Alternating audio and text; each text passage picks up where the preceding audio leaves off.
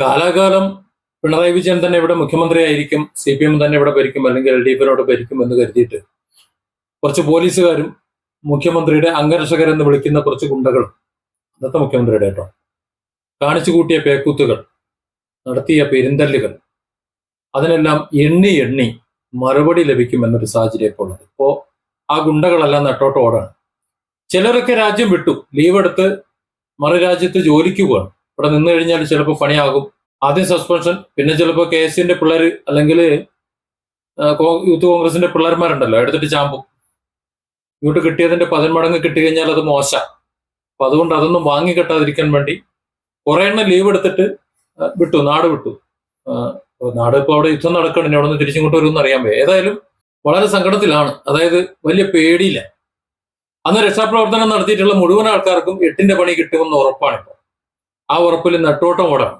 അന്ന് രക്ഷാപ്രവർത്തനം നടത്തിയിട്ടുള്ള അംഗരക്ഷകരുണ്ട്, മുഖ്യമന്ത്രിയുടെ അംഗരക്ഷകർ. മുഖ്യമന്ത്രിയുടെ അംഗരക്ഷകർ എന്ന് പറഞ്ഞാൽ മുഖ്യമന്ത്രിയുടെ അംഗരക്ഷകരാണ്. നാട്ടുകാരെ തല്ലി നടുപിടിക്കണമെന്ന് തന്നെ അർത്ഥമില്ല. മുഖ്യമന്ത്രിയുടെ മേലേക്ക് ആരും കയറാതെ മുഖ്യമന്ത്രിയെ വളഞ്ഞ് സംരക്ഷിക്കുക എന്നുള്ളതാണ്.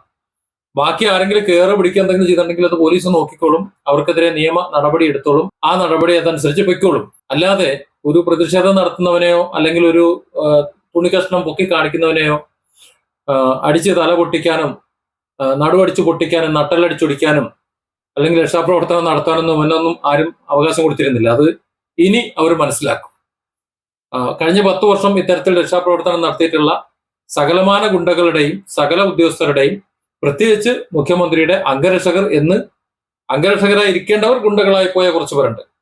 അവരെ എല്ലാവരുടെയും ലിസ്റ്റ് എടുത്ത് പണി കൊടുക്കാനായി കാത്തിരിക്കുകയാണെന്നാണ് അറിയുന്നത്. ഏതായാലും ഗുണ്ടകളുടെ നിലവിളി അവിടെ നിന്നും ഇവിടെ നിന്നും ഒക്കെ കേൾക്കുന്നുണ്ട്. ഇനി നിലവിളി ശബ്ദമിട്ട 108 ആംബുലൻസുകൾ ചിലപ്പോൾ അങ്ങോട്ടും ഇങ്ങോട്ടും ചീറിപ്പായുന്നത് നമുക്ക് കണ്ടെന്ന് വരാം. Different angles. Don't forget to subscribe and support this channel.